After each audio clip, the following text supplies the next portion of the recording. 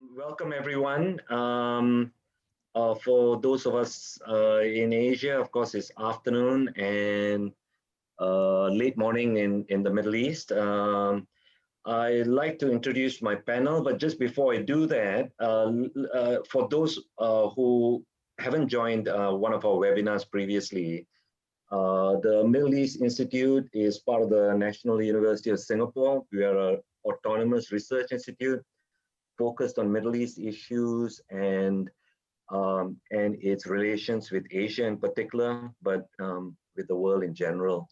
Now with COVID, we've been having many more of these seminars with excellent presenters, and we're very glad to have both of you with us today. And I think each of the panelists can speak for about 15-20 minutes, and then they'll leave us plenty of time for question and answers. So let me just go right in and introduce our first panelist. Let me introduce Steve first. Steve Griffiths is Senior Vice President for Research and Development and Professor of Practice at Khalifa University of Science and Technology in Abu Dhabi. He holds a chemical engineering degree from MIT and an MBA from the Sloan School of Management. We've passed your bios around, so I won't go into too much of detail into either of your impressive bios.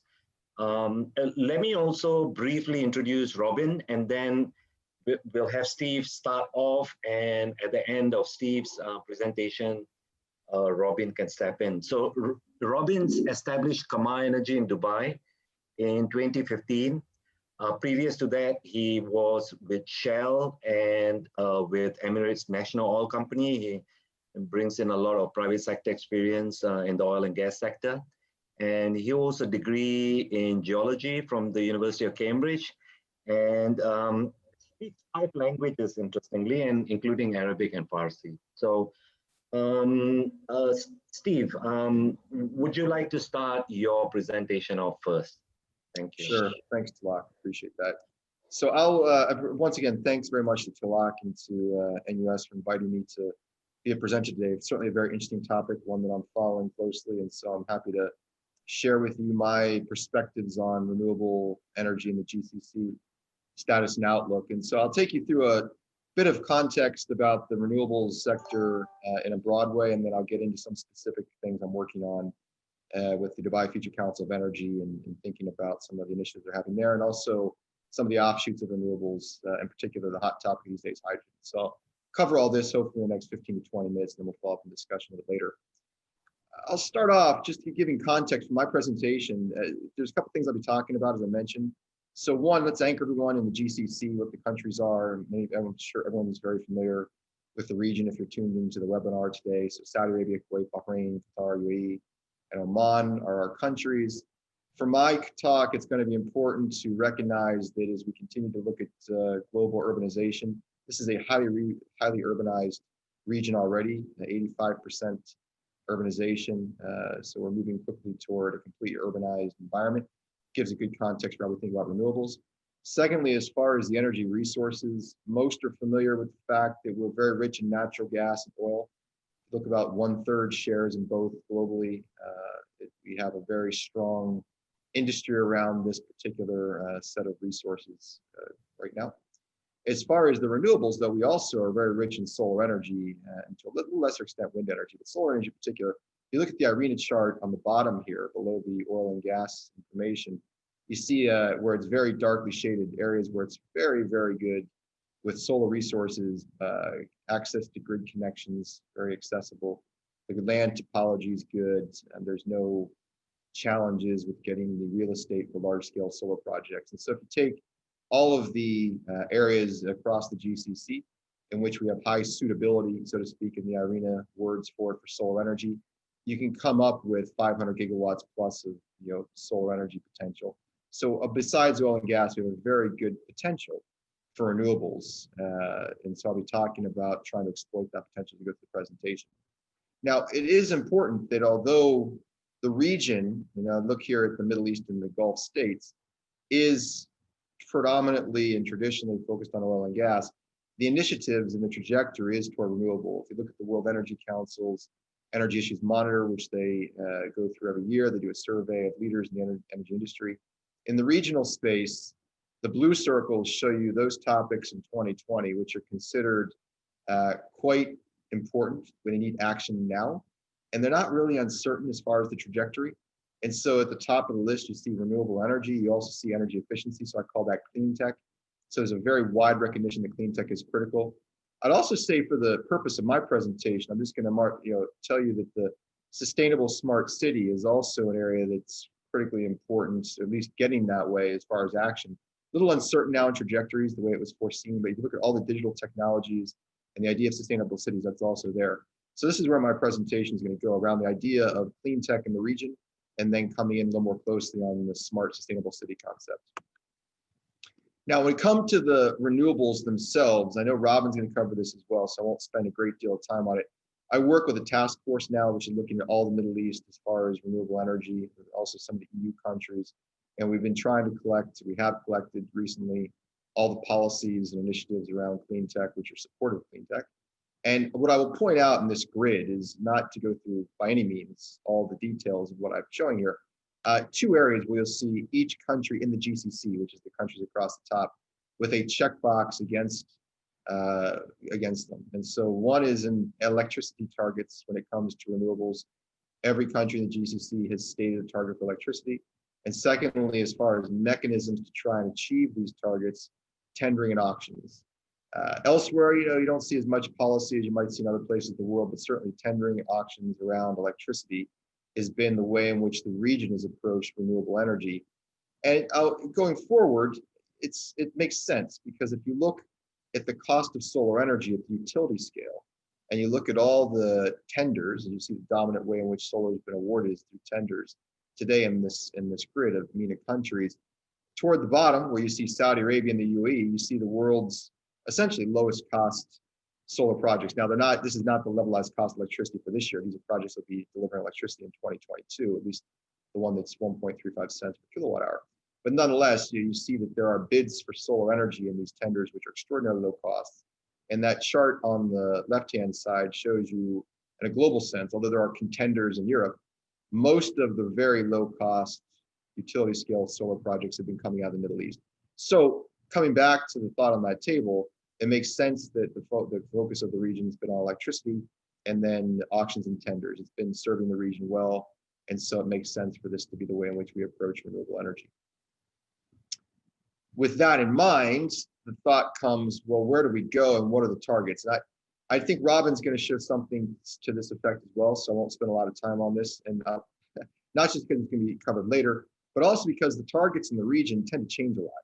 And so every time I think I make this table up, I end up a few weeks later changing it, because a country is updating its renewable energy target. And it's predominantly around electricity again. I mean, we're not seeing big renewables in industry or transportation by any means, to the extent we'd probably like to see it. But power sector and then power feeding into buildings, we're seeing that happen. And again, there's some nice targets here. They're significant, but they change a lot. And I think that when you look at this table, what you want to take away from it is that there is, in Saudi Arabia and the UAE, probably if you're looking at the region, the most interesting opportunities for renewables. And so we tend to focus on those two countries quite a bit. Maybe in other countries there's opportunities, but I would say let's focus on those with the most populated boxes, which is Saudi and UAE. Now I'll come back to the UAE because that's the context in which I work. Let's visit Saudi, because I think when you consider the region and you talk about renewables, when it comes to targets, Saudi is really where all the interest lies, given the size of what they're trying to achieve. So this is I work with Frost and Sullivan quite a bit, contribute to their reports and what have you, and they released a recent report where they looked at the GCC, or the whole Middle East actually, and renewable energy. And I think this chart is striking. I took two graphs from their recent report, because on the left-hand side, what you see is the current leader in renewables in GCC is the UAE. So right now, between Abu Dhabi, Dubai, predominantly you have almost 1.3 gigawatts of renewable energy, largely solar deployed. Saudi Arabia is only about 300 megawatts, give or take, depending on what you're counting. If you go forward, And you look at the future and you start to project out to 2030, you're talking about 30 gigawatts.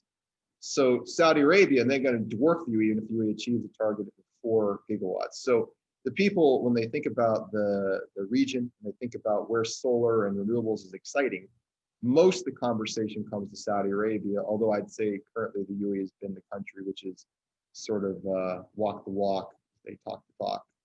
Now, with Saudi, I'm not going to say it's not going to happen. We need to think about what it means to try to achieve such a target and be putting the region on the map so much in renewables. If this target is achieved, it's 90, according to Frost and Sullivan, over the next five years or so. This is about a $95 billion opportunity for those that want to participate in delivering the technologies.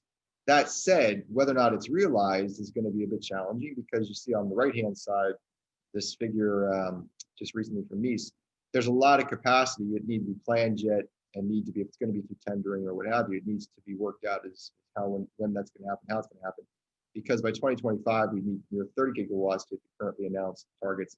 By 2030, it's 1 decade, 60 gigawatts. So you go from the current state, which is minimal, to a very advanced state, which those that have been around for maybe a decade in the region, they know that KA-Care, when it was formed in Saudi, had some very ambitious targets as well, didn't get realized. So I say, is this the decade of realization? That's one of the key issues. I marked that the 30% or the 30 gigawatt is about 30, 40% forecast peak demand, only to point out that as you make these targets, it's not just about projects anymore, it's also about the system. And I'm not going to get into all the systems issues about what it means to give a levelized cost of a project versus the system cost. I will say though, at Khalif University, we've done a lot of work with Saudi Arabia for several years now on trying to help them think about, when they get to this point, what will they do technologically to ensure they can run an electricity system with high share of renewables. And so we have projects, a couple we've worked on, we've done this for UAE, we've done this for Saudi Arabia. Right now, Saudi is, and I can say very positively, they are looking at building advanced systems technologically to be able to manage a system with very high share of renewables. We've done satellite remote sensing with them. We deployed our technologies in KSA along with KA-Care. And so now they can better predict the solar resources several days ahead.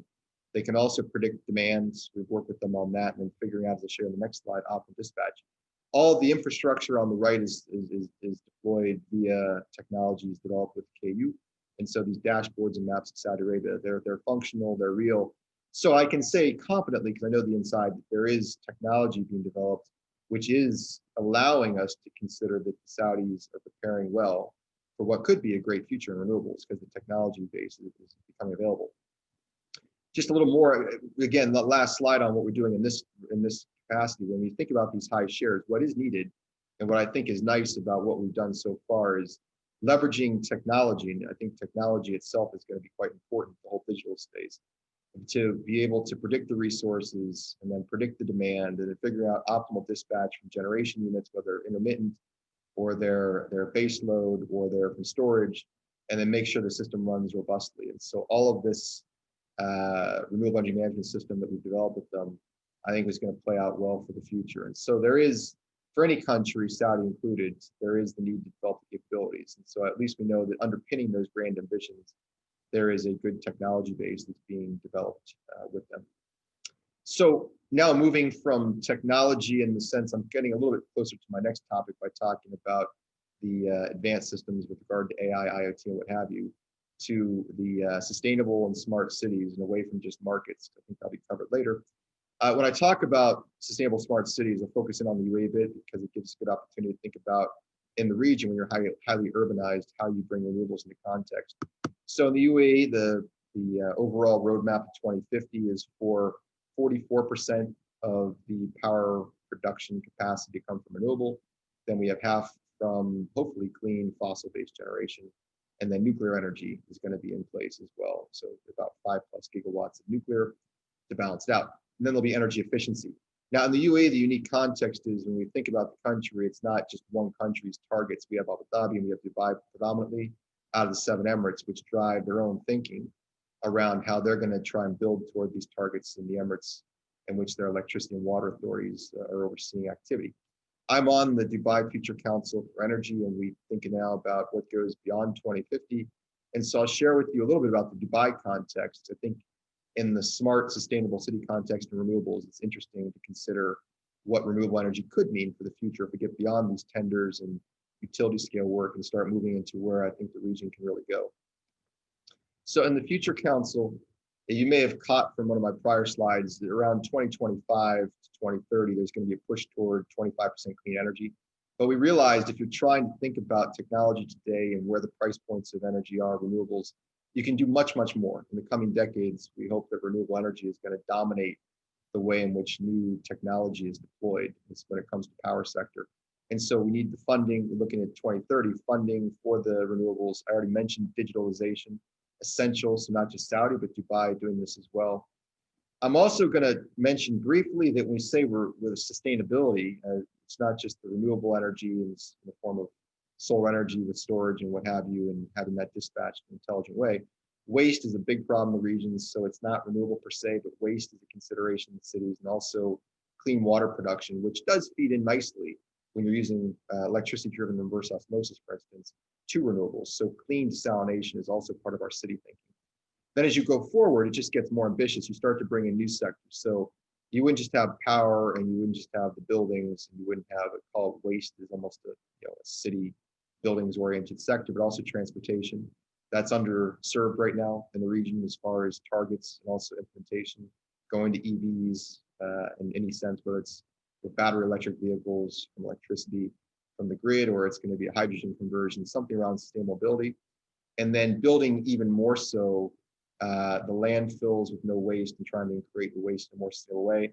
And then taking this autonomy or this digitalization, which you'll see shortly, to a full deployment. So as you see in the other countries, the US and Europe, whatever, you now might have ICT companies moving into the electricity utility space to offer services. In the region, it may be the utility itself becomes more of an ICT company, which hints of things to come could be an opportunity for a city like Dubai. So I just mentioned that. You'll see that shortly. And then 2050, 2070 would be great if we were the most sustainable city in the world. I think Singapore would naturally be a place where that could be done as well. Net zero, 100% renewable or clean energy, green mobility, no waste, utilizing brine, we do desalination to mine out some good viable minerals from there and make those viable commercially and help bring the cost of clean desalination down. And then the fuels as well. And in those sectors, particularly when you have big airlines and such, you can serve, trying to bring sustainability there. So it's giving a broader scope of sustainability. So that's what's been thought about in Dubai. As far as what the city might look like, certainly you're going to see rooftop PV and you're going to see utility PV. That's on the map here. I think those are two that people are aware of. There is a lot of traction now in floating solar, places where there is geographically restricted land space to achieve your targets, which, believe it or not, even though Dubai's got a lot of desert space to get to some of the levels of solar that need to be attained, there may need to be some offshore floating solar PV to complement what would be onshore. So that's certainly being looked at and being piloted or thought about for piloting in the region, the cities. On the building side, cooling is a big issue. So try to get away from building cooling individually, district cooling from clean power. It's, I think, very critical, very important. And then the EV, the fleet of EVs, we need to move in that direction as well. The industry, which is in the context of the city or in the perimeter of the city, carbon capture utilization important. And then of course the waste systems and then the intelligence to make all this work. And I think the intelligence in particular with balancing very high shares of renewables when you're using that power across multiple sectors is going to grow in importance. So that's sort of the way we looked at Dubai from a integrated sense, which would be the future. It's one possible path to the future. Importantly, and I've touched on this several times, I'll touch on it one more time, really fundamentally leveraging the fourth industrial revolution has got to be a backbone to such a city. So smart and sustainable city. You don't want just one or the other. I mean, sustainable in its own right is great. Smart, though, I think allows you to start to think about taking the utility and offering all of its services in an intelligent way, whether using drone inspections of power lines, you're enabling workers through VR and AR to do their job better and more safely, or you're controlling the dispatch of electricity and trying to run demand response and such in the city in an intelligent way. That's one side of it. The other, as I mentioned, in the future, everywhere in the world, the extent to which ICT and the energy sector converge is an interesting evolution. Will Google be your power company, or will they at least allow the power company with the business in jeopardy to offer better services to smart homes?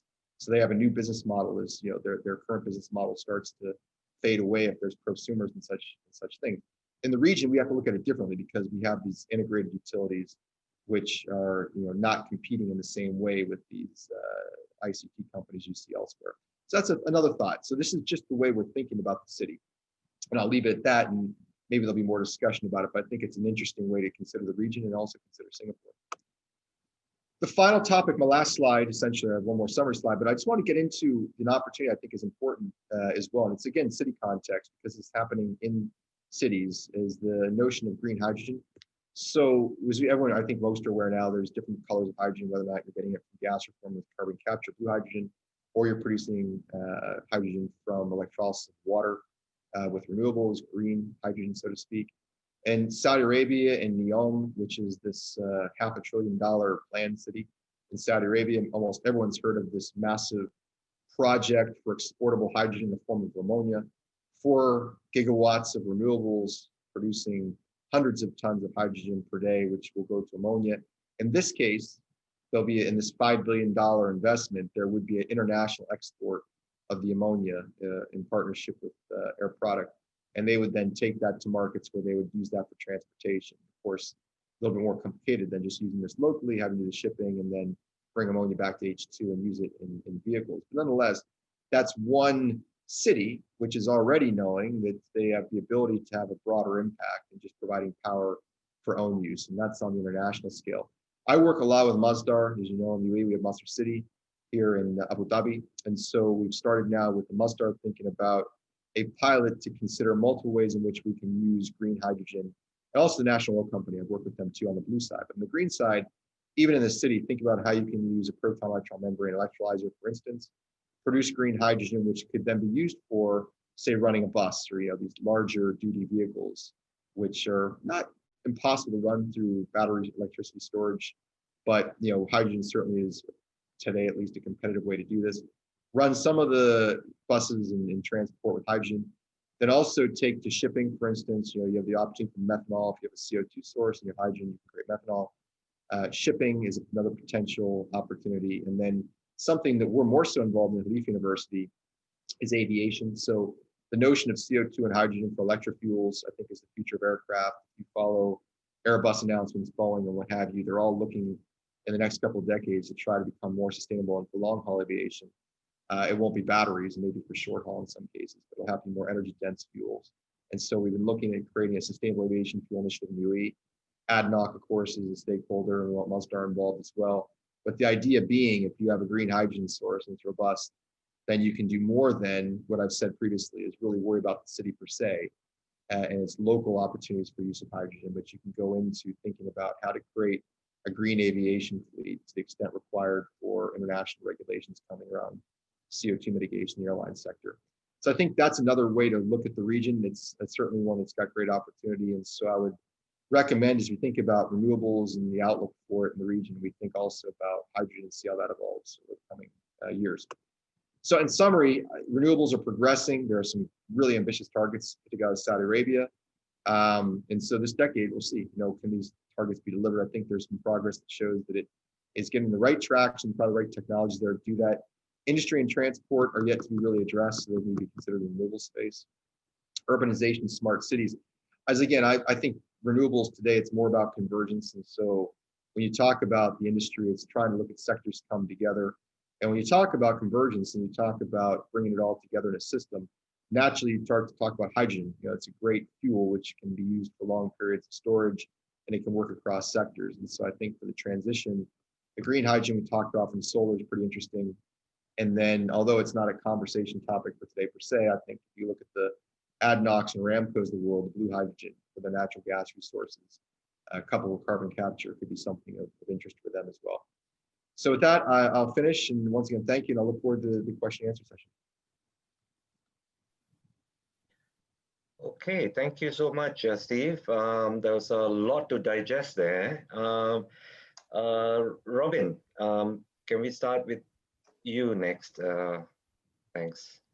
Thank you, Tilak. Yeah.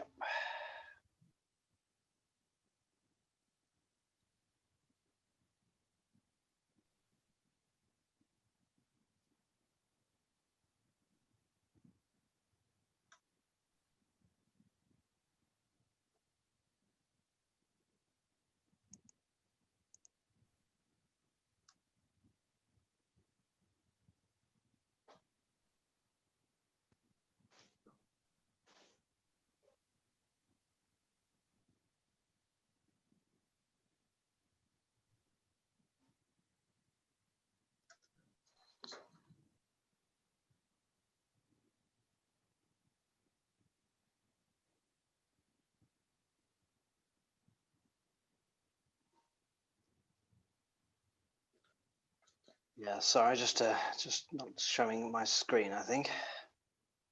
Are you getting the share screen yet?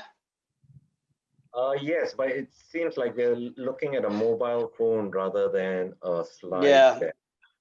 yeah. Just give me a second to fix that. Sorry, can I step in? Is it okay if I can just show it at my end? Would that be okay for you? Yes, go ahead. Yep. All right, just give me a second. Just let me share.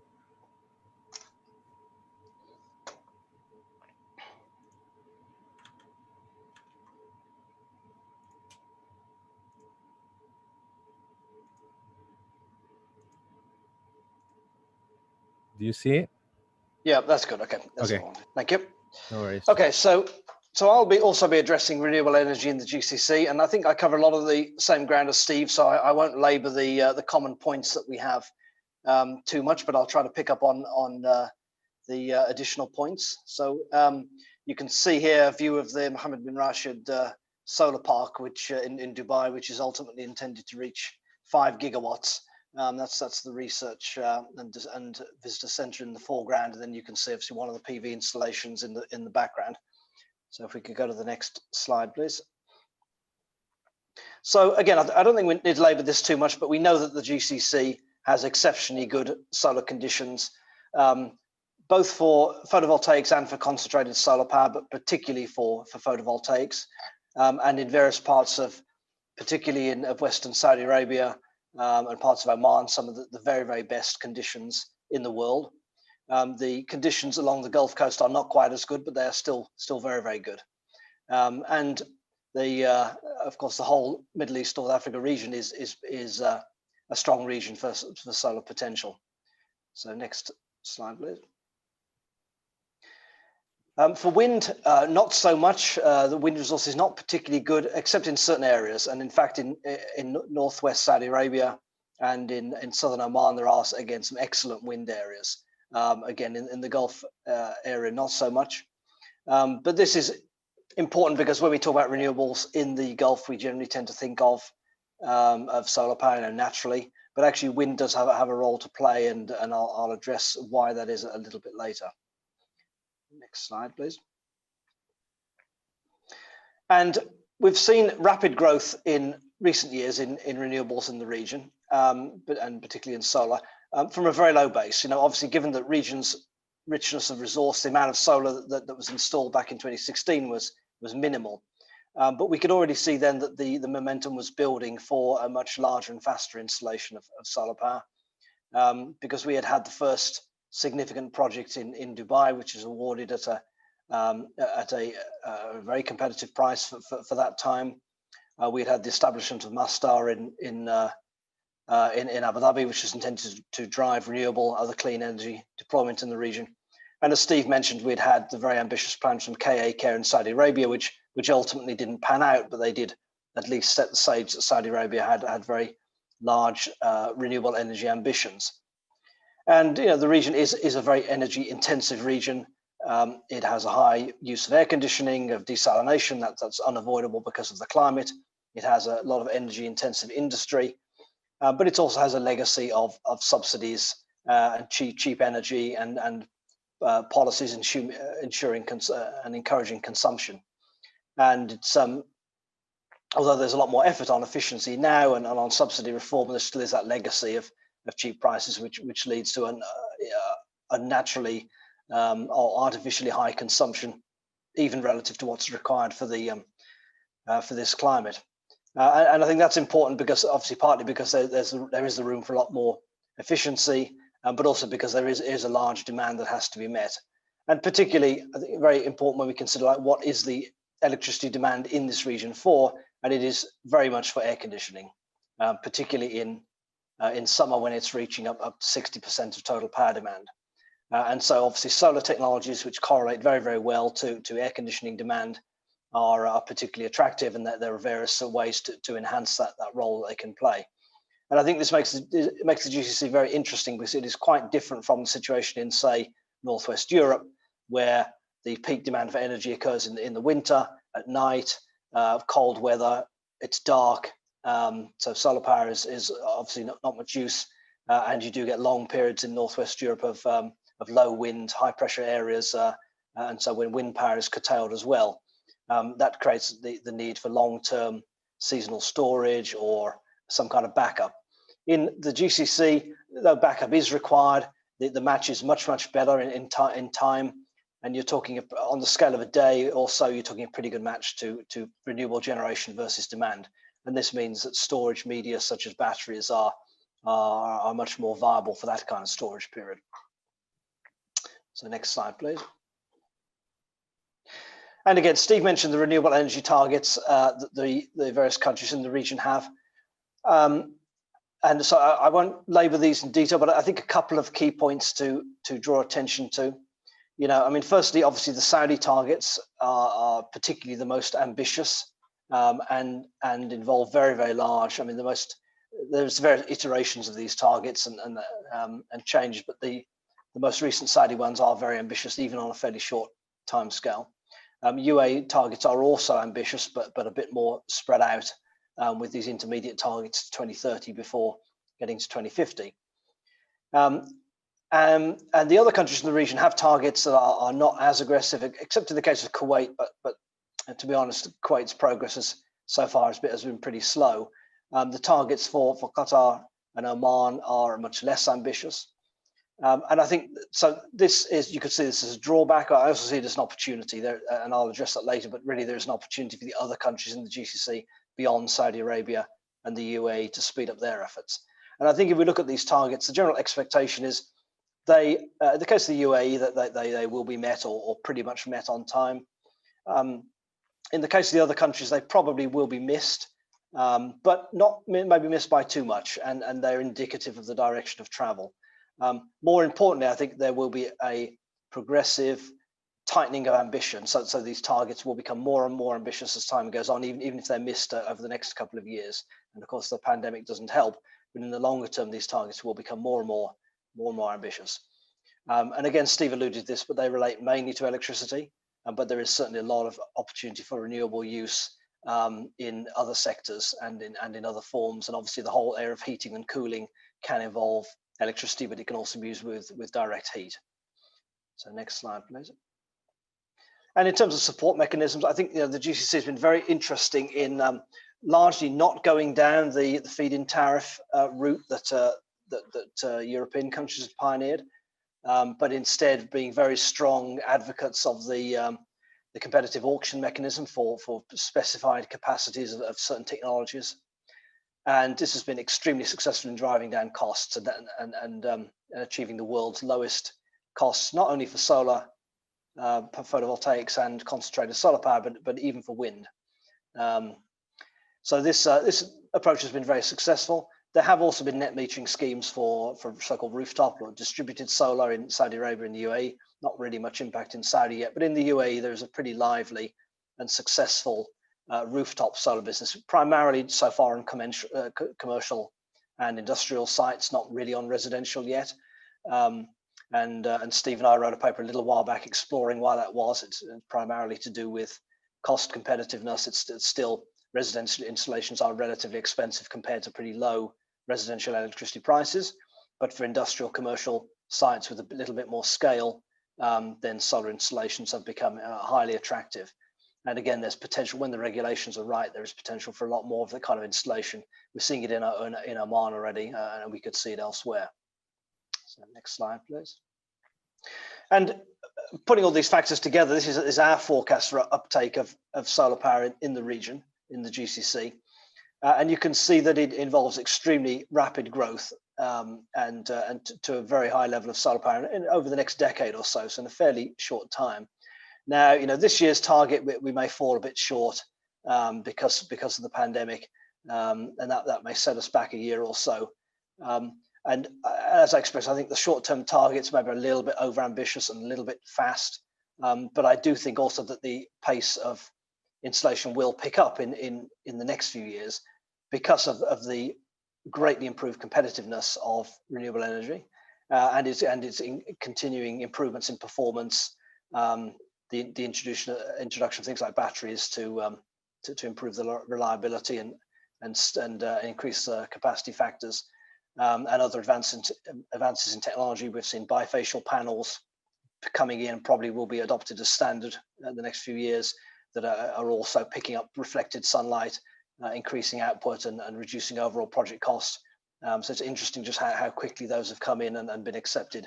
I'm sure we'll see other innovations similarly as well.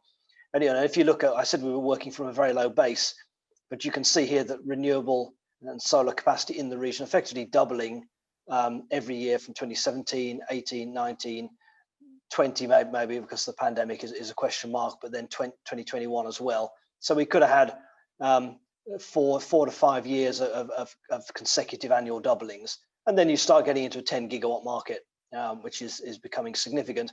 And perhaps in the region of 80 gigawatts by 2030, where you're talking about an installed capacity comparable to the whole of China today. 2 countries really leading this, of course, as we said, Saudi Arabia and the UAE. Oman is picking up now. Kuwait's plans, Kuwait has great potential, but it has moved slowly. So we may be a little bit over ambitious on Kuwait here. But there is also definitely more potential for Bahrain and particularly Qatar to pick up and do more than is shown here. So overall, I think these figures are quite achievable. Next, please. And Steve also stressed the falling costs. Now, so I've shown here the international costs, and you can see obviously strong declines in solar PV costs. But you can see here, kind of, if we looked at 2018, kind of world averages 8.5 cents, and the low end 5.7 cents. Quite a few places are beating this now, of course, and the GCC is very much one of those. And indeed, you could say in most of the tenders, the GCC and other Middle East countries are the leaders. We're regularly seeing GCC projects awarded now at below 1.5 cents a kilowatt hour. And I wouldn't be surprised if fairly soon we start to see projects being achieved at below 1 cent a kilowatt hour. Now, are these really true prices of electricity? I mean, there are a few things like basically free land, free grid connections. So there are a few factors which perhaps you should say should be added to the auction prices to give you a true price. But no doubt that they are very, very cheap electricity, really because of just declining solar equipment costs in general, improving output, and I mentioned bifacial panels, for example, other improvements as well, better forecasting of solar resources. Installation costs continue to come down as the region's supply chain develops. And low financing costs, that has been absolutely crucial in this region, and developers have proved very skillful at getting very high levels of debt at very low interest rates. Banks getting very comfortable with these projects as pretty safe, state-backed, and low risk, very low technical risk projects. And put all these factors together, that's helped achieve these very, very low prices. And worth commenting, what happens when solar power prices are achieving 1.5 cents or less than a cent a kilowatt hour. There is obviously a dramatic acceleration in the attractiveness, because you get you're certainly far below the cost of oil for fuel. Saudi Arabia and Kuwait will still burn a lot of oil for fuel in power plants. A large part of that can be replaced at a much lower cost with solar. And even you start getting below the cost of natural gas, even for the region which generally has pretty cheap natural gas. So you come to the point where never mind, of course, you will need backup for solar plants, but at every moment when you can avoid burning a molecule of oil or gas with solar, then you will choose to do that. And even in evening times, by using batteries to extend the range of the solar generation into the evening period. Next, please. Just to touch on a few of the major projects active at the moment, and you can see that these are, as I say, very, very low cost projects. The Al Dhafra project in Abu Dhabi, awarded quite recently, will be completed second quarter 2022 at 1.35 US cents per kilowatt hour, and a 2 gigawatt project. So a very, very large solar project by any standards, by world standards. And you've seen Al Khassar, Qatar's first large project, which is interesting, important that things get moving there as well. And Saudi Arabia awarding a whole set of somewhat smaller projects, but it's still big. And here's an example of one, Faisaliyah, 600 megawatts. There are several projects of several hundred megawatts being awarded at various points, particularly in the western part of Saudi Arabia, where there's limited availability of gas, and solar power therefore has some advantages. Next, please. And also the level of investment, I think, in renewables is very interesting. Oil prices are low in the region at the moment. Governments are short of budgets. They're looking to develop new industries. And so anything that brings in foreign direct investment is very attractive. And solar power and renewables in general have proved very good at that. There's been a very high willingness to finance these projects. And you can see pretty substantial amounts of FDI. So some of this obviously is domestic investment by companies like Mastar, but a large part is also FDI and also debt financing from financial institutions. And so this is taking the burden off government balance sheets while bringing in new finance. And this will be attractive particularly to countries such as Oman and Bahrain, which are whose government budgets are relatively under strain at the moment. Worth it, I think, just thinking a little bit. I mean, obviously there's a whole industry here around just installing and running these plants. The interesting question for subsequently, I think, is will there be development of a local solar industry? There certainly are local developers. Aqua Power is a large utility scale developer from Saudi Arabia, private with some state investment, has been very successful throughout the Middle East and Africa. There are a number of smaller companies in Dubai in particular which specialize in distributed solar, and they've got portfolios of perhaps 100 or 200 megawatts of installation pipelines, which they're doing throughout the Middle East and Africa. But in terms of manufacturing, there have been attempts to develop local manufacturing of some renewable components. Not too much progress so far. I think that is one question, whether a country, particularly like Saudi Arabia, will tighten up its local content requirements and kickstart local industry, but obviously with some chance of rising prices or at least stopping the declines in costs. Next, please. So what's next for GCC renewables? Well, I think there's really this coming decade is a decade of deployment, but also of widening scope. So we need to see Saudi Arabia's implementation speeding up. The plans so far are very ambitious, and if they are going to be met, the intermediate targets by 2023 and 25, there'll need to be a much quicker progress. And okay, fine, we could say we'll allow a year because of the difficulties this year, but after that, things need to speed up.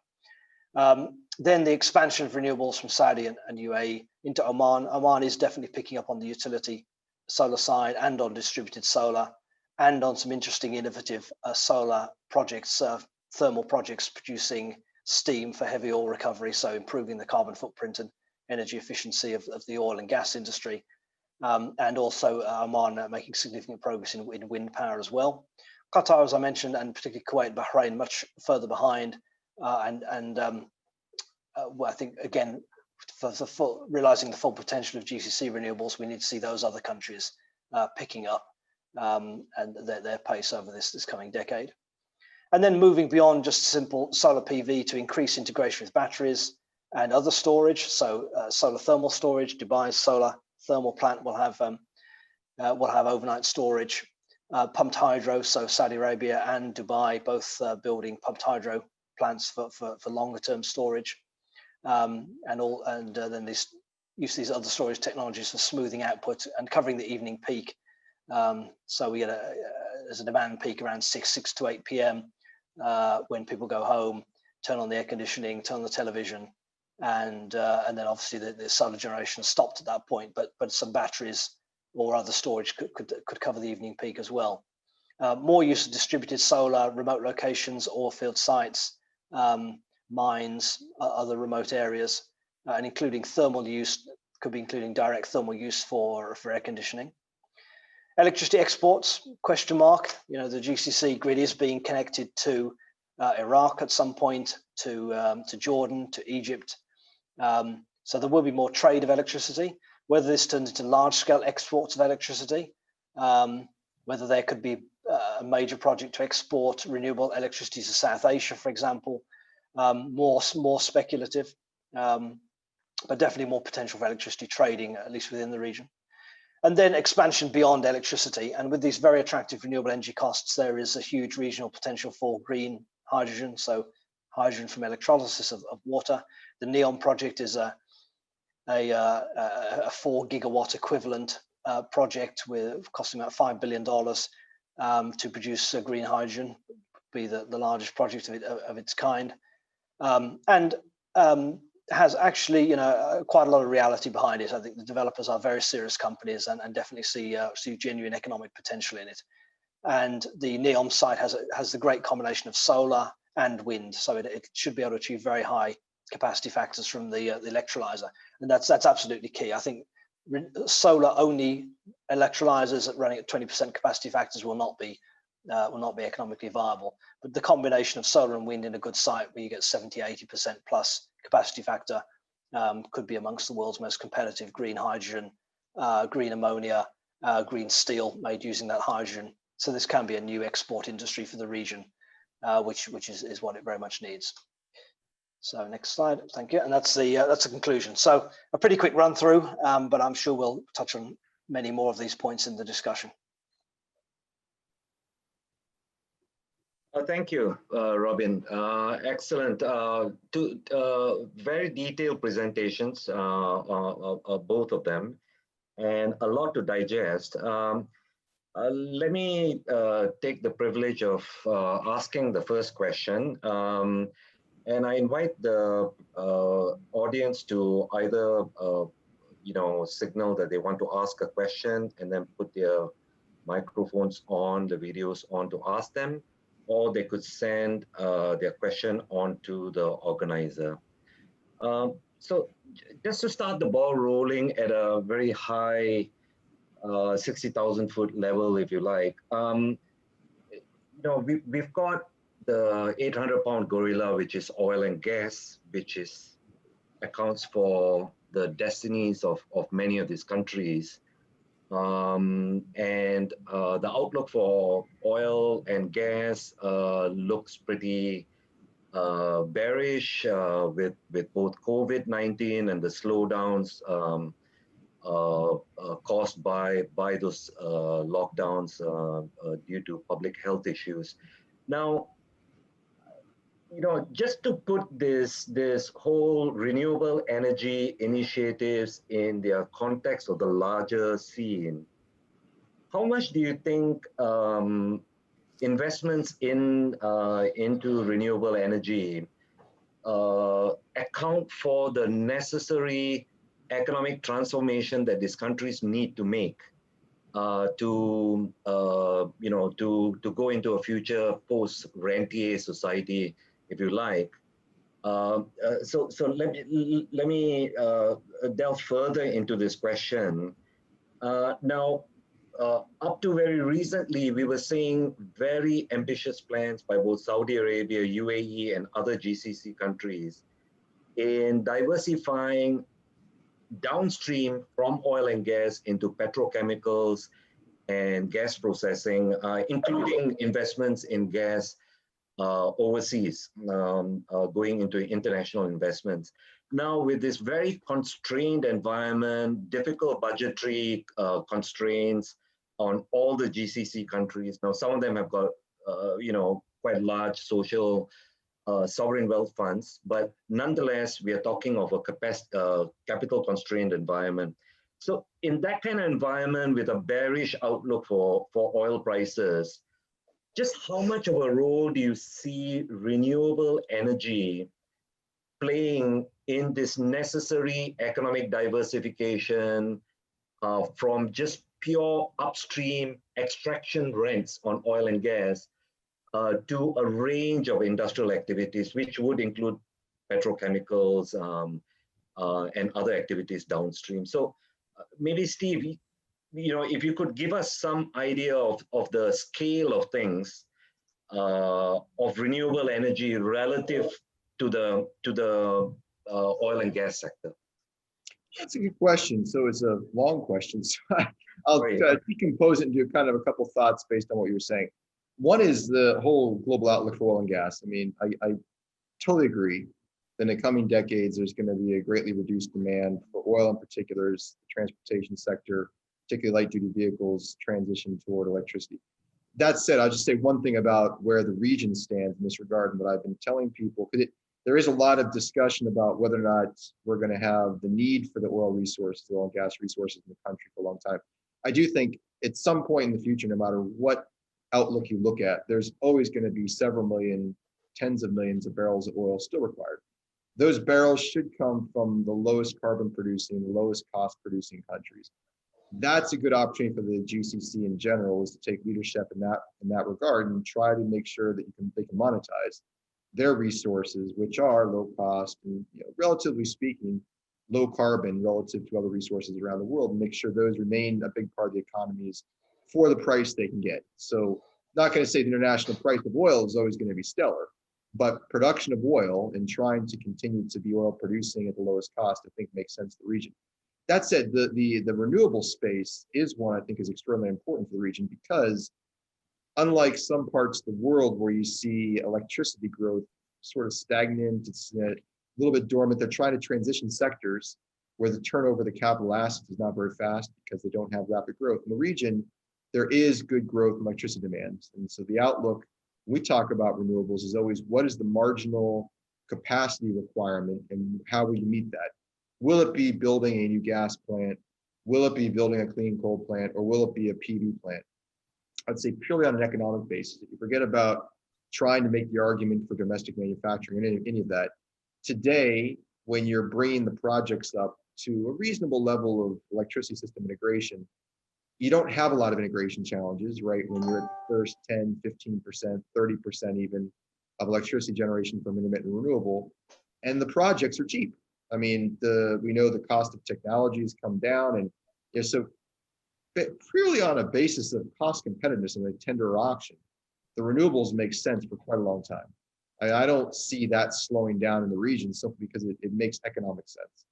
Now, as I was saying, when you start to say, I'm going to be, net zero, I'm going to get to 50% electricity generation from renewables, all that, I know from work in Abu Dhabi, it just now as they think about this, the way to integrate how you deal with intermittent renewables, how you dispatch, the kind of stuff I was mentioning around Saudi, that becomes a concern. And so, you do see the stakeholders getting a little bit of cold feet about, we're going to be able to run this system, how much storage do we need, what will the price of storage be? And so, we've modeled that, I've done work with the different authorities, so to speak, and we've looked at using hydrogen for seasonal storage, because you may want to try and balance out your capacity commitment when you're trying to get to a high share of renewable throughout all seasons. These kind of things, they make sense on paper, but it will eventually get to the point where the pure economic argument I'm making is going to be more challenged, because you have to be more sophisticated in your control of the system. Now, as far as diversification, Saudi Arabia still says, and to a lesser extent, I don't think it's as credible, Qatar will say this as well, and what have you, they're going to build the components, they're going to build a market. The markets here are pretty small relative to what you see in China, what you see in the US, what you see in the EU. If you're trying to be a component manufacturer, you're trying to do things before those downstream sort of O&M type of things, which are always localized. You're any steel infrastructure for the erection of facilities, those kind of things, they're always easy to localize.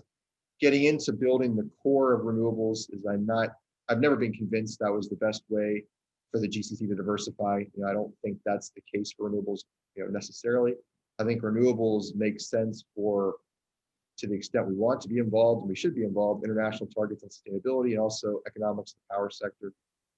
Hydrogen, though, makes a lot of sense. So if you look at where we can go in the region through green hydrogen, blue hydrogen, and using that locally, even for refineries, right? So refineries are big hydrogen consumers. It's not very sustainable. It's gray. You have the opportunity to be more sustainable, potentially at a good price point, particularly as the green hydrogen becomes cheaper and cheaper, to start to be able to get in the chemical sector, to get into the refining space even more sustainably, and start to have a value locally with the production of sustainable energy product, which is hydrogen. On the export side too, like NEOM is trying to do now, I think most places in the world that you're going to see sustainable systems put in place. I don't argue for hydrogen transportation. I don't argue for it in heating necessarily. I don't argue for any place where you can do electrification, because I've read all the research, and even now electricity is coming pretty good for high temperature heating. But in industry, in the chemicals, long duration storage, which is necessary for balancing systems with high share of intermittent renewable, I think an export opportunity to countries which are getting in this space and not going to be able to produce hydrogen themselves very cheaply, that's a good opportunity for moving the renewables into a more globally and locally competitive space. So again, I'm big on hydrogen because I do think that is probably the diversification opportunity, which is interesting to me. And we'll see how that plays out in the future, but that's my overarching take on the question. Thank you. Robin, perhaps you could add to this question on perspective, placing renewable energy in the larger macroeconomic questions and challenges being faced by the GCC. Sure. So the issue about renewable energy, I think, is that it doesn't generate rents, right? Unlike oil and gas. The GCC has a competitive advantage in renewables, certainly in solar, no doubt. But there are many sunny regions around the world which have good investment conditions. Obviously, you can look at Australia, you can the Southwest US. To some extent, you can look at North Africa. Probably other regions will emerge. So the GCC has, perhaps some competitive advantage. It's not a decisive one. It's nothing like the advantage that it has in the very large and low-cost resources of oil and gas. So if the GCC is to develop a new industry or a new part of the economy that's based on renewables, it has to be a much more competitive part of the economy. And really, if you talk about replacing or at least augmenting export industries, yes, hydrogen, as Steve said, that's probably the biggest single opportunity. And it probably won't be exports of hydrogen per se as hydrogen, or not to a large extent. It'll be exports of hydrogen-derived products, and particularly ammonia and steel, perhaps others. And those exports, will go to Europe. Europe has very ambitious hydrogen targets, which it will not meet purely domestically. So does Japan, and probably we'll see other countries such as Korea, perhaps China and India at some point coming into that as hydrogen buyers as well. So that is the opportunity as an export industry, but as I say, it won't generate the very large rents that oil and gas do. And this is all part of the fundamental transformation of the GCC economies that is required, that they have to mature into much more sophisticated and value-added economies. Now, that said, I think there's also a defensive element to this, which is to do about preserving the role of the oil and gas industry as an important part of the economy. And undoubtedly it will continue to be so in the GCC out till 2040, 2050, maybe even beyond. Oil particularly remains an extremely useful and versatile product. Yes, it will face increasing challenges in transportation, certainly in ground transportation, but it will still have a very important role in long distance transportation, air and sea, and it will have an important role obviously in petrochemicals. And those are the areas that the GCC countries are focusing on long term. But they have to kind of climate proof or future proof that industry, and reducing the carbon footprint through using more renewables and all the other measures like improving energy efficiency and so on is very important. And they need to do the same to the domestic economy. So for example, they are large exporters of aluminium. UAE, Bahrain in particular, have very large aluminium industries. And that obviously is an energy intensive process with a high carbon footprint. That's something that can be cleaned up significantly by using more renewables or carbon capture and storage, other similar technologies. And that is about preserving the access for those industries to European markets, particularly. And longer term, China now has a zero carbon ambition by 2060, Japan 2050, Korea 2050. So it'll become increasingly important to have a low and ultimately a zero carbon footprint for these industries to continue having access to markets.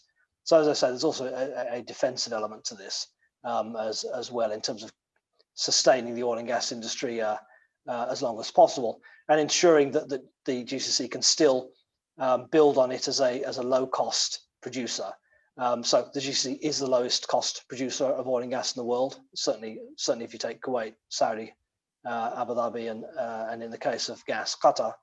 And it is also pretty much the lowest carbon producer in the world in terms of the upstream carbon footprint. But it has to sustain that and keep reducing that carbon footprint. Thank you. I've got a question from a colleague of mine, Alex Arduino, who is a fellow at the Middle East Institute, senior fellow. He asks, China is a world leader in producing solar panels. Companies like Trina Solar, JC, and so on lead the market.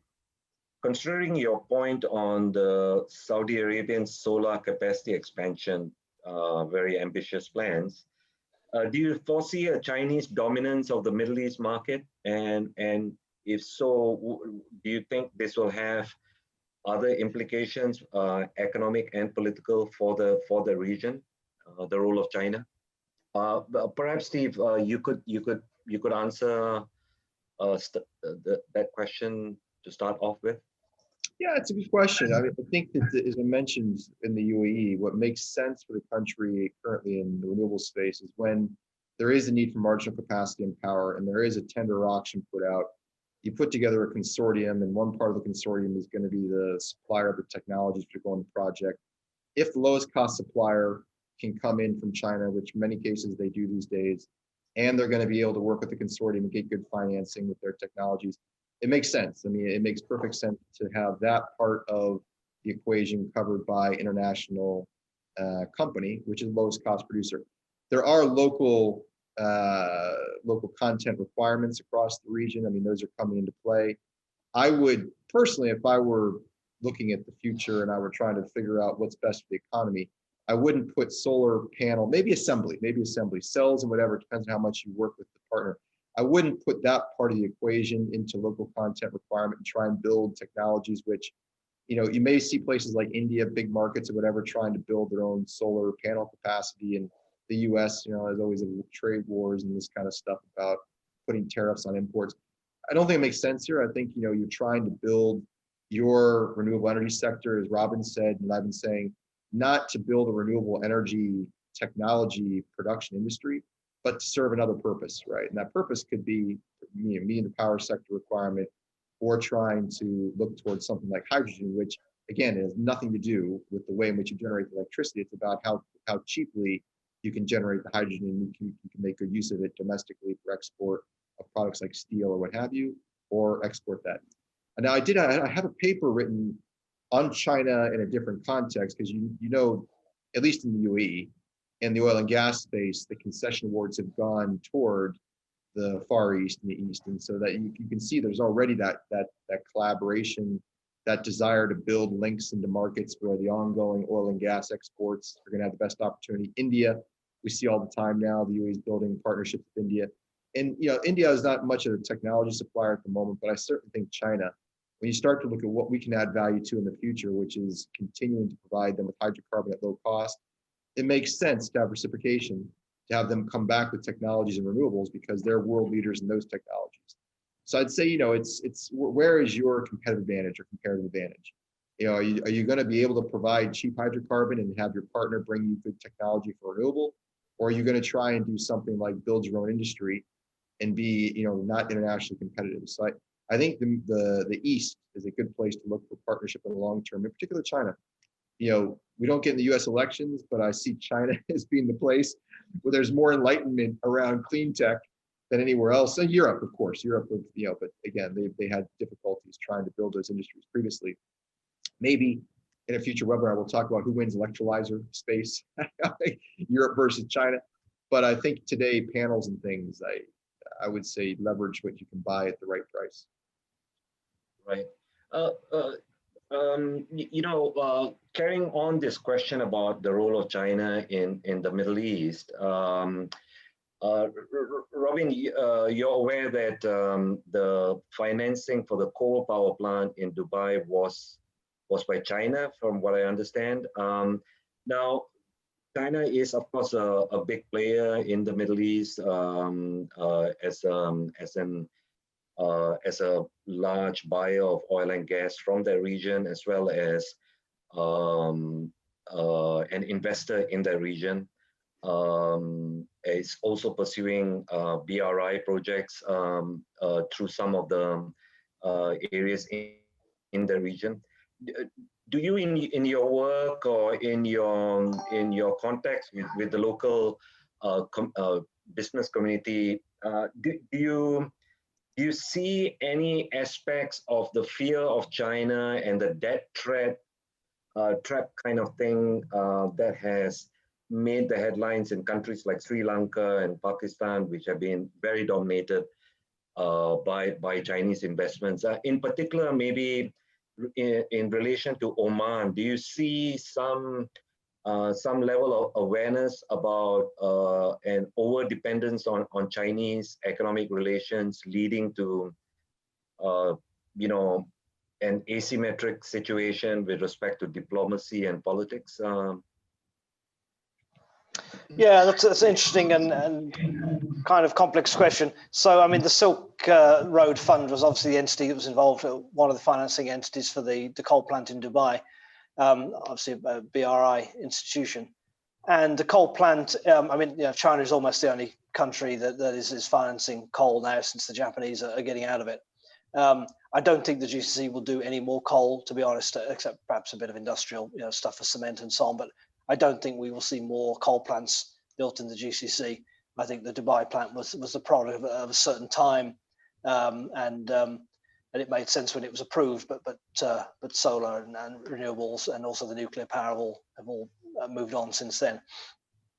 But in terms of the wider question of Chinese investment and debt, I mean, look, China is obviously the region's major trading partner, and that's only going to increase. We've not, to be honest, seen much increase in Chinese influence or engagement beyond that. China is a very important trading partner. It's an investor. It's still not actually a particularly large investor, comparable to its size and its weight in the GCC. And it is not a particularly influential diplomatic or security or military player. It may well become so. And obviously a lot of that depends on what the US does, but it is not that at the moment.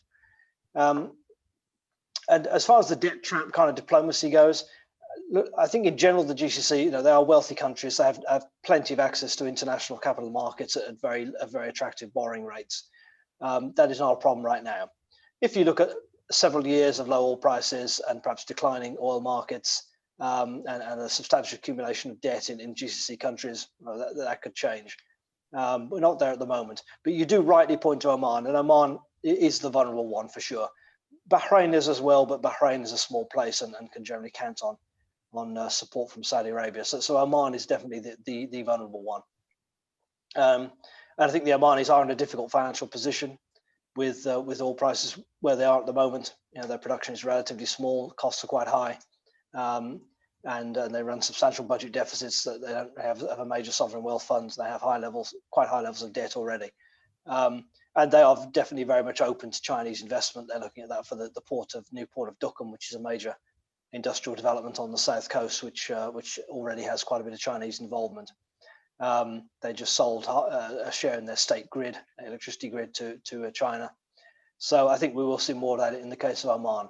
Whether it gets into the kind of coercive, or accusations of coercive diplomacy that we've seen in Pakistan and Sri Lanka and elsewhere, I think we're still further away from that.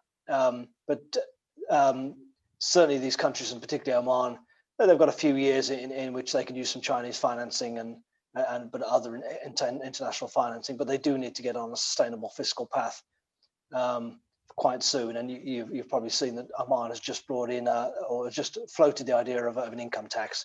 It would be the first income tax in the GCC. As well as introducing value-added tax, which we have in the UAE and Saudi Arabia as well. So starting to introduce taxation is obviously a key part of filling in for the oil and gas revenues that are no longer sufficient on their own for the government budget. Yes, right. Thank you. Let me widen the discussion a bit from the renewable energy sector to what's actually underlying renewable energy, which is the whole debate on climate change. Now, throughout the IPCC forums that have been going on annually for the past many years, Saudi Arabia, to some extent, had the image of being the spoiler. At least that was how it was reported in some cases. With respect to the ambitions to cut back on CO2 emissions, GHG emissions. Now, do you see any change from over these years with respect to the GCC countries approaching this sort of climate change negotiations? with a commitment to cut back on emissions themselves? And has this been reflected in their nationally determined contributions, which is what they call those commitments to meet some of those Paris Agreement objectives?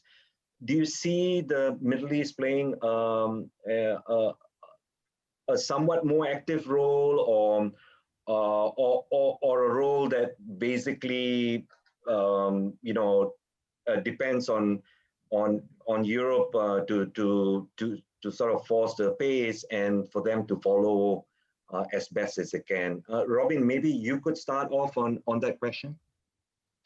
Yeah, I mean, the current NDCs, the nationally determined contributions under the Paris Agreement, are for the GCC. They are extremely limited and vague and not very specific in terms of reduction targets.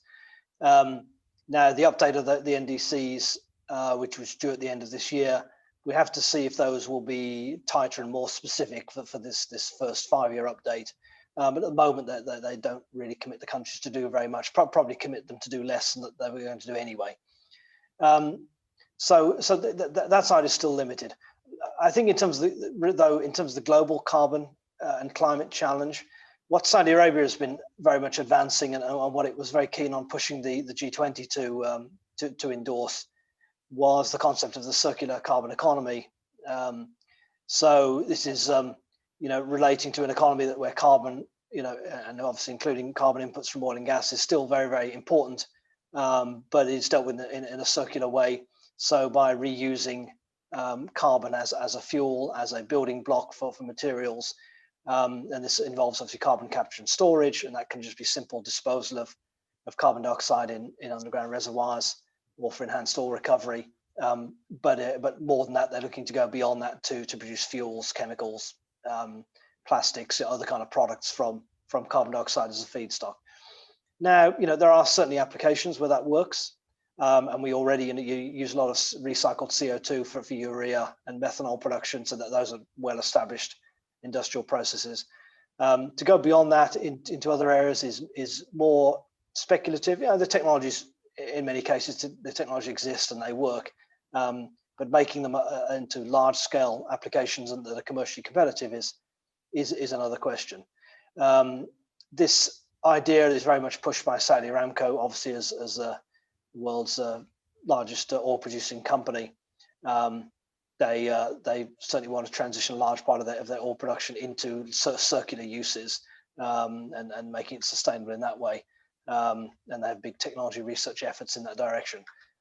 However, we've got to say, as I say, there's a lot of commercial development needed to make these things work, and they'll need policy, right? And that will involve carbon prices or some kind of equivalent that makes a company opt for a plastic that is made from recycled CO2 instead of just being made from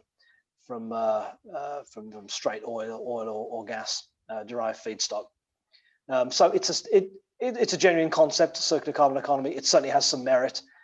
Whether it can become a totality, so where genuinely most all of the economy runs in this way, I think is a much bigger and longer term question. Steve, thank you, Robin. Steve, going further along the lines of debates about international energy policy with respect to carbon emissions, now you won't be surprised to see that very famous line which says the penetration of renewable energy on the x-axis and the price of electricity on the y-axis. And you see countries like Germany or states like California and Southern Australia are paying among the world's highest prices. Now, of course, the underlying attributes to that could well be the fact that Germany does not have much of sunshine to speak of. And California might have, but nothing compared to the likes of the Middle East, for example, in terms of reliability of solar insulation and the fact that cloud cover is not a major issue. But nonetheless, you've talked about it and you've done modeling on this. We've spoken about this before as well. there is an inevitable grid charge or system integration cost that comes with greater integration of renewable energy into the grid. Now, once it hits, I don't know, 20%, 30%, those costs start mounting. Are these issues very much in the forefront of planners in the UAE and Saudi Arabia? And if so, are they very clear that yes, there's a limit to how much of unreliable intermittent electricity we can allow into the system before the rates of return to the legacy utilities start falling and require subsidies to keep them running, a capacity charge, for example. So how do you see the planners looking forward into those issues that have already afflicted countries like Germany and California? Yeah, it's a good question. As I was saying, I think the future of renewable energy, at least as far as what's interesting to me, and then the power side, is looking at the whole system, because now when you're at 1 cent per kilowatt hour, it's hard to get excited about what the next lowest price is going to be on a project basis.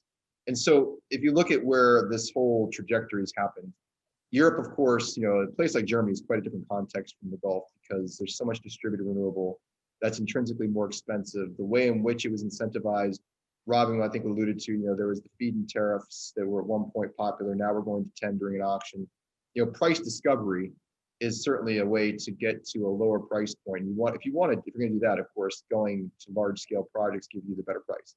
So going in a direction that the UAE and the rest of the Gulf has as an opportunity, which is large-scale utility projects, which are tendered or auctioned, you're naturally going to get better prices, because we're also got quite a good solar installation. So you get good economics behind that because of the types of renewables you're deploying, the context you're deploying, and it's very different from Europe in that sense. Now, what Europe has an advantage, I think now you look at the system perspective, is what do you have as the opportunity to bring together intermittent renewables of diverse types? So you have wind resources, you have solar resources, you may have biomass, which is more of you can run as a base load, you can burn that when you need to, it's renewable.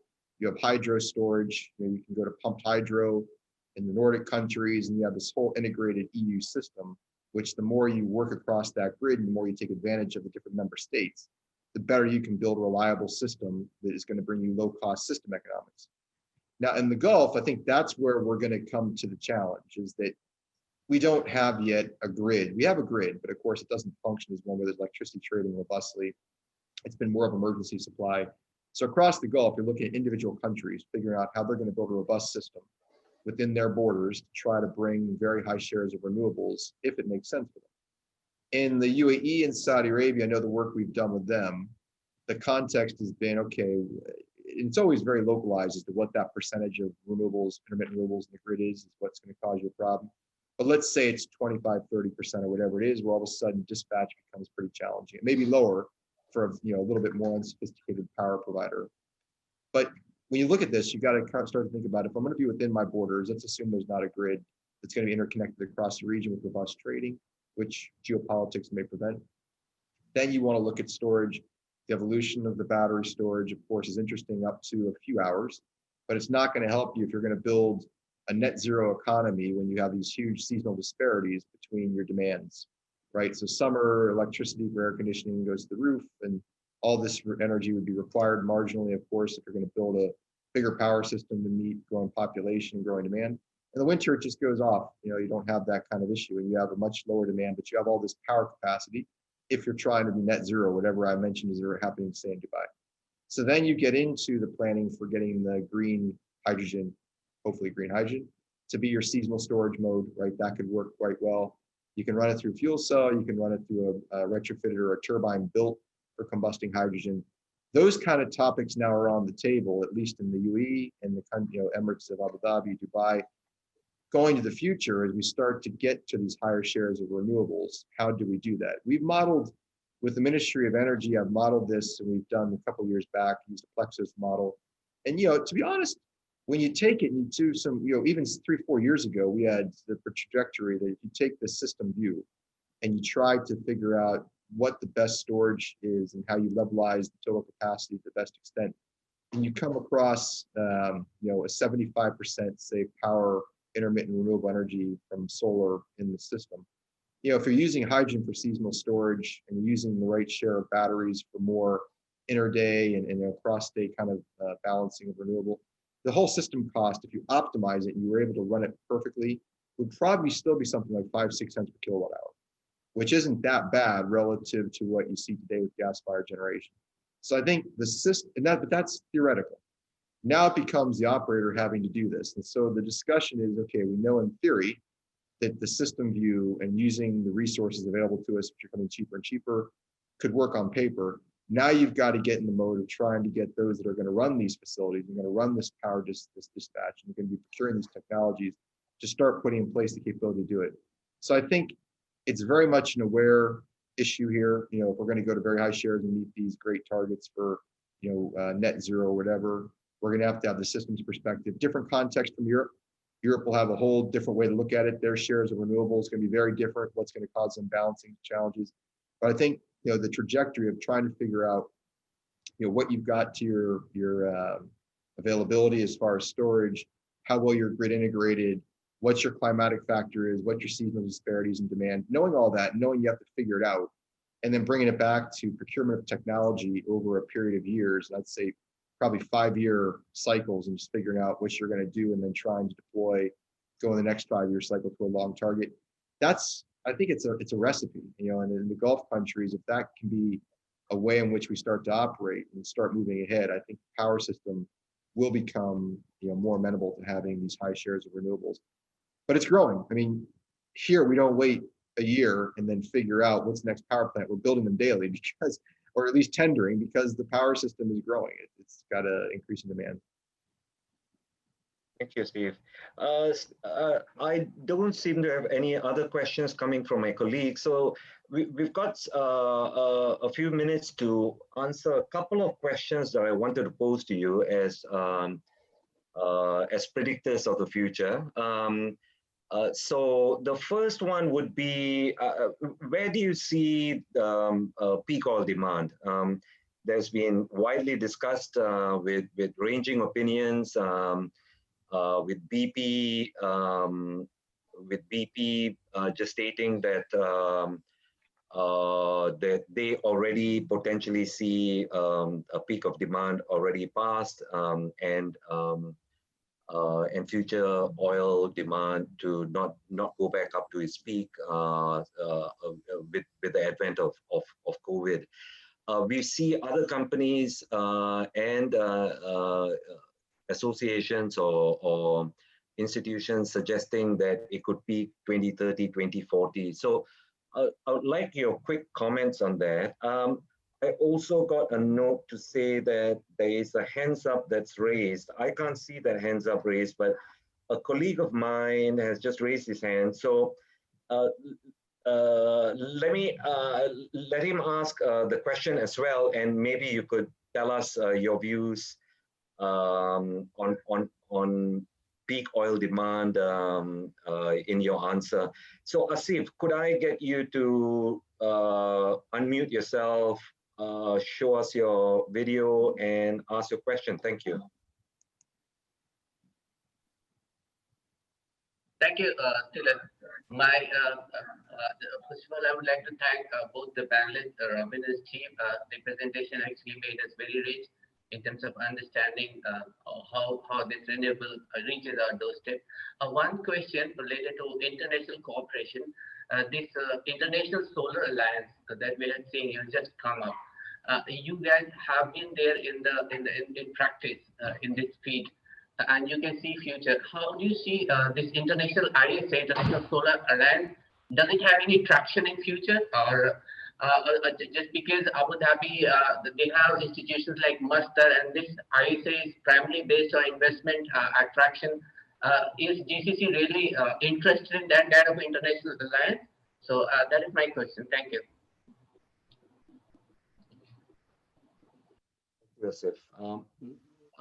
Robin, maybe you could start off with the question on the Solar Alliance. Yeah, I think maybe Steve's better position to answer that one, but I'm happy to take the peak oil demand one. Okay. Look, I think as peak oil demand goes, look, you obviously had BP coming out and saying that 2019 was probably the all-time peak of oil demand, and because of the pandemic, we'll never recover to that level.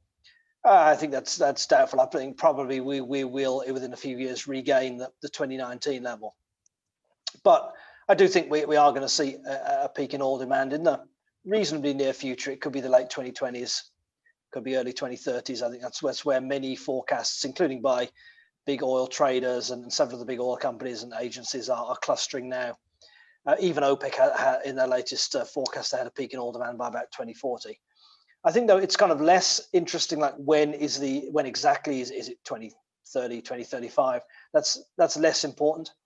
What's more important is how steep is the demand up to that point? So are we going to still have a lot of growth in the oil market up to the peak demand and then a fall off, or will we have very, very slow growth up to the point of the peak? And then how quick is the decline afterwards?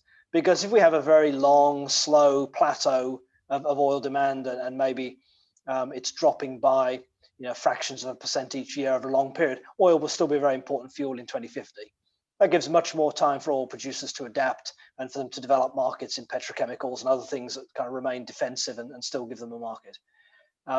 If there is a much more rapid transition, if there's a very rapid take up of electric vehicles, and if we start seeing use alternative fuels in aviation and shipping and so on, and a lot of the key markets go away very quickly, that's obviously much more of a challenge. If you think about 2050, it seems like a very long way away. It's not really. The life of an oil field or a major new oil field or a refinery or an LNG plant is 20, 25, 30 years, and in many cases more. So projects that are being approved today have to still be resilient, certainly by 2040 and probably in many cases by 2050. So that I think is more the challenge and more the interesting thing when we look at these scenarios. Okay, thank you, Robin. Steve, maybe you could take up that question on solar, on the International Solar Alliance. Yeah, no, the UAE, so if I recall, the International Solar Alliance was launched around the time of COP21, or was it 2015, when there was the announcement the UAE would be a founding member of this alliance, which now has more than, I think, 120 countries. So the UAE and the Gulf states, they recognize the importance of solar energy. That's going to be the renewable energy resource that we're going to tap into amongst the set that we potentially could look at because of the cost competitiveness. I think the alliances, they make sense. Our Minister of Energy will typically be at these alliance meetings, a high-level delegation. Like all these international organizations that are devoted to our renewable energy, they're trying to push the sector ahead. And the sector, in my view, the need for renewables and the way in which we go about trying to bring renewables into the system, it's getting to be fairly well understood. And so the alliances, I think they do good work at bringing international mind share together and the latest thinking around renewable energy. Going forward, I wouldn't say these are the most important vehicles, though, to operationalize what has to happen in the Gulf. As we said throughout the presentations, we have targets. We have the awareness of the solar energy opportunities as far as cost. Now moving into deployment, making sure that there's the ability to bring power systems up to speed so they can integrate renewables. Locally, that's where the real challenges are. I think less and less these organizations which are trying to convey the need for these types of technologies are going to be urgently required to make the whole system move ahead. It's more now about trying to figure out how to bring that operational perspective and capacity into place. And that's at least what I've observed in the region. That's why with R&D, I'd rather get into the discussion of how we're going to bring artificial intelligence, Internet of Things, networked sensors into the grids and make higher shares of renewables work than do you need renewables? I think that's a foregone conclusion just based on cost competitiveness, up until we said that share gets a little bit too difficult to make work easy on a project basis. Right. Thank you, Steve. We've hit our 5 p.m. deadline. I think we've covered a lot of material, and in fact, both your presentations have got really good up-to-date material, so it'll be good for us to and interested parties to just see what the initiatives have been. So thank you so much for information and for your insights. And the Middle East Institute looks forward to maybe having both of you on in some time in the future on some related topic. So I hope to see you soon. Thank you, Tilak. Thank you. Sure. Thanks very much, Tilak. Thanks, Okay. Steve. Thank you. Thank Thanks, you to Robert. the rest of the audience, and we'll be in touch. Bye-bye. Thank you. Take care.